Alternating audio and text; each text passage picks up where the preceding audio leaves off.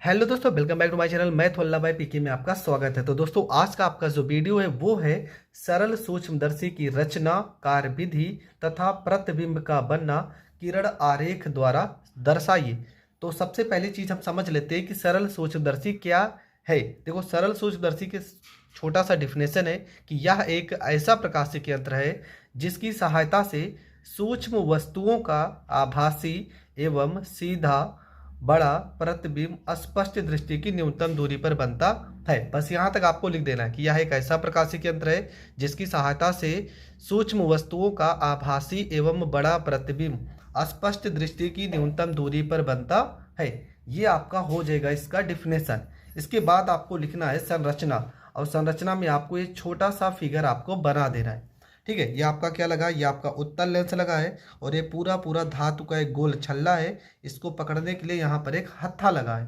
तो क्या लिखेंगे, इसमें कम फोकस दूरी का, इसमें कम फोकस दूरी का एक उत्तल लेंस लगा होता है जो धातु या प्लास्टिक से कसा होता है और इसको पकड़ने के लिए एक हत्था लगा होता है। बस आपको इतना लिखना है कि इसमें कम फोकस दूरी का एक उत्तल लेंस लगा होता है जो धातु या प्लास्टिक से कसा होता है और इसको पकड़ने के लिए एक हत्था लगा होता है।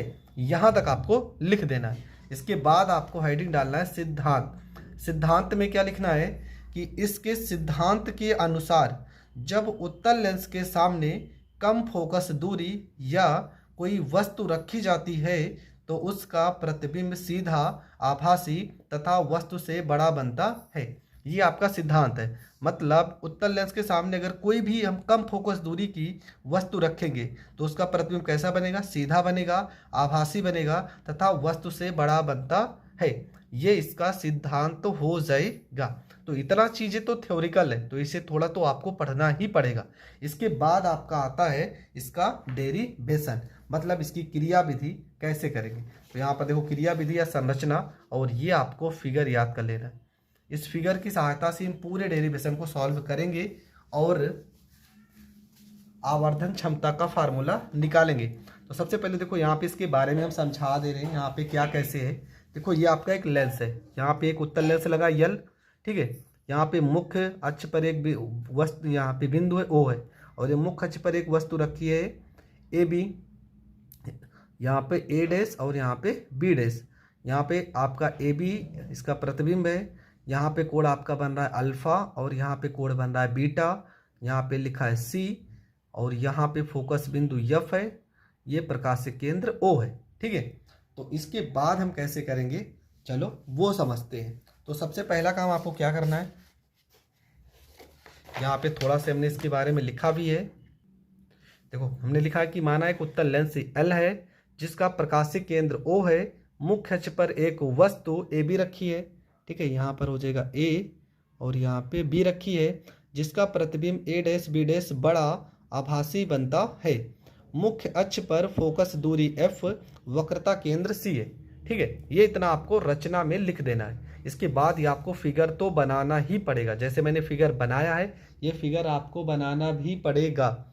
इसके बाद आपको क्या करना है, यहाँ पे देखो आवर्धन क्षमता लिखा है। अब यहाँ से ये पूरा का पूरा डेरिवेशन कैसे सॉल्व हुआ है ये हम आपको समझाएंगे। ठीक है, तो ये डेरिवेशन कैसे सॉल्व करना है ये सारी चीजें हम बता रहे हैं और आपको ध्यान से समझना है। तो सबसे पहला काम क्या करते हैं, हम आपको लिख के समझा दे रहे हैं।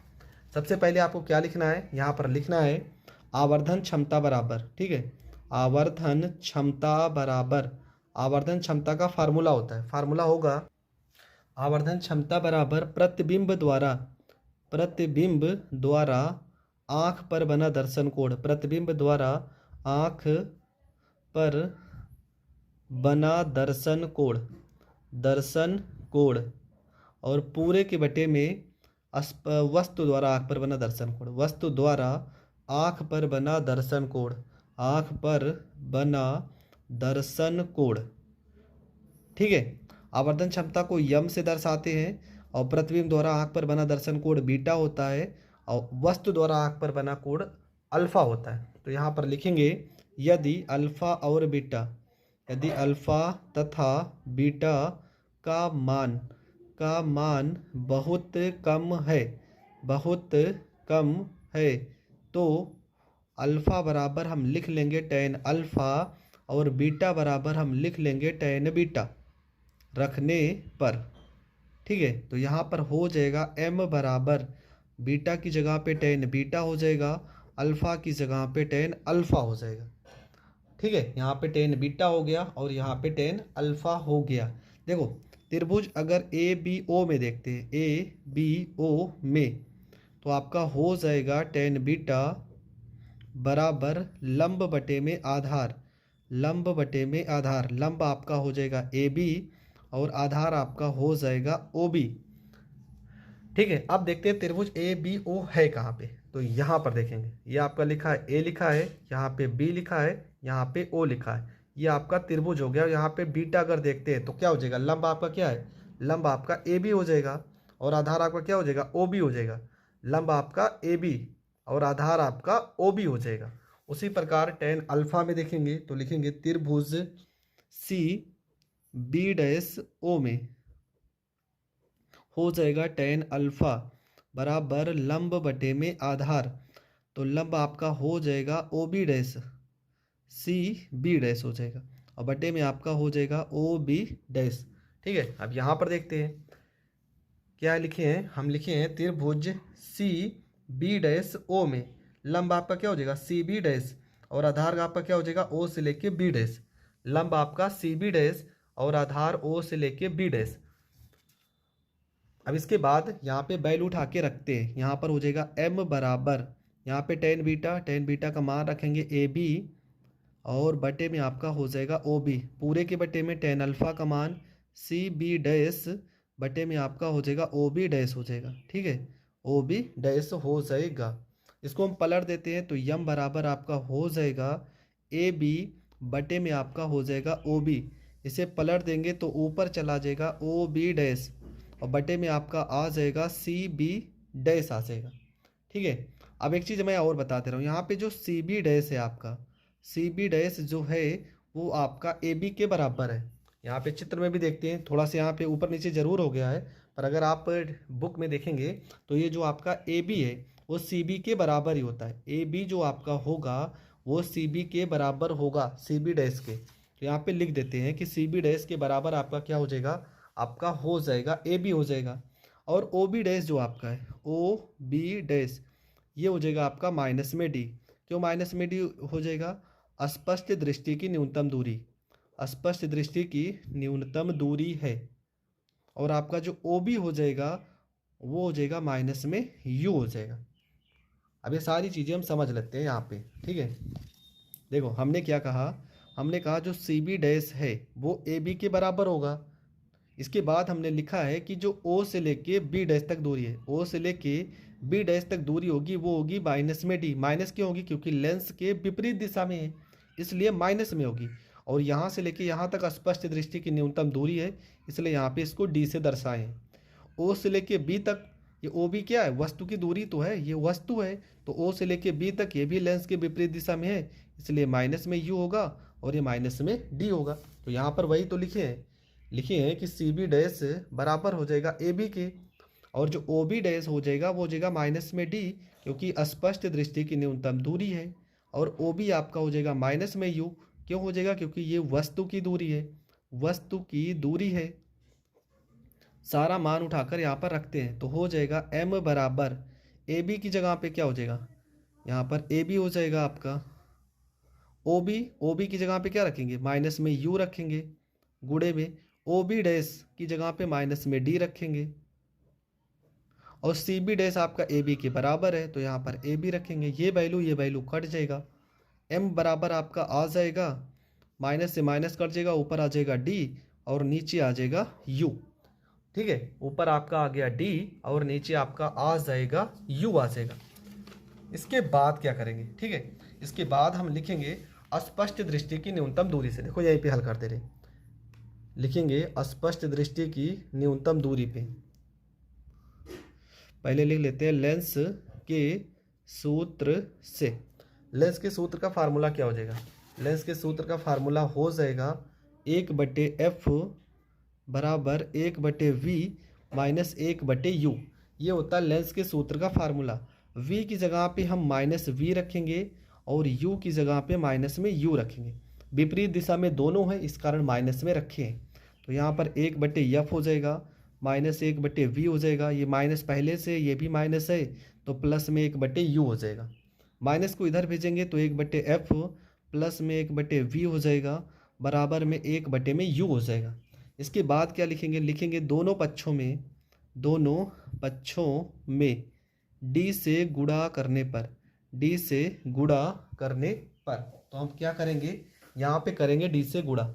तो क्या हो जाएगा आपका d/f प्लस में d/v बराबर d/u। और d/u अभी अभी हमने फार्मूले में लाया था, तो d/u की जगह पे मान उठा के रखेंगे। तो क्या हो जाएगा, यहाँ पे देखो d/u किसके बराबर, d/u बराबर है यम के। यहाँ पर हो जाएगा d/f प्लस में d/v हो जाएगा। इसके बाद क्या करेंगे, इसके बाद हम कर लेते हैं d/f कॉमन। m बराबर यहाँ पे d/f करेंगे कॉमन, तो यहाँ बचेगा 1 प्लस में d/v और d/f इसके आ जाएगा बटे में आ जाएगा।